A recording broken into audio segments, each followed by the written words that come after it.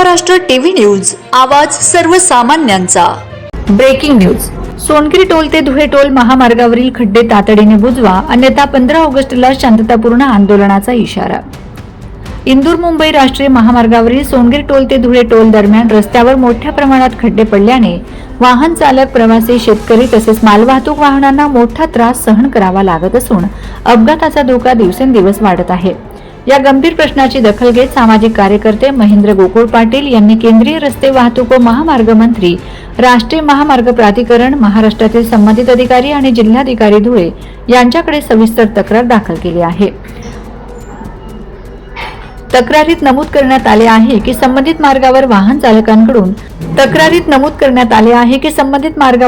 चालकांकडून नियमित टोल वसूल केला जात असला तरी रस्त्याची आवश्यक देखभाल होत नसल्यामुळे अनेक ठिकाणी मोठमोठे खड्डे पडले आहेत। त्यामुळे वाहनांचे नुकसान होत असून नागरिकांच्या सुरक्षिततेचा गंभीर प्रश्न निर्माण झाला आहे। निवेदनात महामार्गाची तातडीने संयुक्त तांत्रिक पाहणी करून सर्व खड्डे कायमस्वरूपी व दर्जेदार पद्धतीने बुजविणे, संबंधित कंत्राटदार व अधिकाऱ्यांच्या कामाची चौकशी करणे तसेच धोकादायक ठिकाणी आवश्यक सुरक्षा उपाययोजना करण्याची मागणी करण्यात आली आहे। यासोबतच पुढील 5 दिवसात रस्त्याची दुरुस्ती सुरू न झाल्यास 15 ऑगस्ट रोजी सोनगिरी टोल नाक्यावर नागरिकांच्या सहभागातून शांततापूर्ण व लोकशाही मार्गाने आंदोलन करण्यात येईल, असा इशारा निवेदनातून देण्यात आलाय। महेंद्र गोकुळ पाटील यांनी प्रशासनाला तातडीने कार्यवाही करण्याचे आवाहन करताना नागरिकांच्या जीविताची सुरक्षा ही सर्वोच्च प्राधान्याची बाब असल्याचे नमूद केले आहे।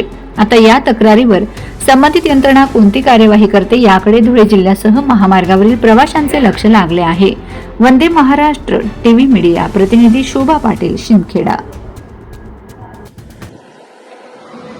आपण बघू शकता की हा नॅशनल हायवे आहे की या नॅशनल हायवे किती प्रमाणात खड्डे पडले आहेत, याच्यावर प्रशासन कुठली दखल घ्यायला तयार नाही आहे। या नॅशनल हायवेमध्ये इंदूर आणि मुंबई हा मोठ्या प्रमाणात महामार्ग आहे, याच्यावर अनेक प्रकारे मोठमोठे खड्डे पडले आहेत। जर कुठली मोटरसायकल या दुचाकी वाहन खड्ड्यात पडले तर अपघात होण्याची खूप दाट शक्यता आहे।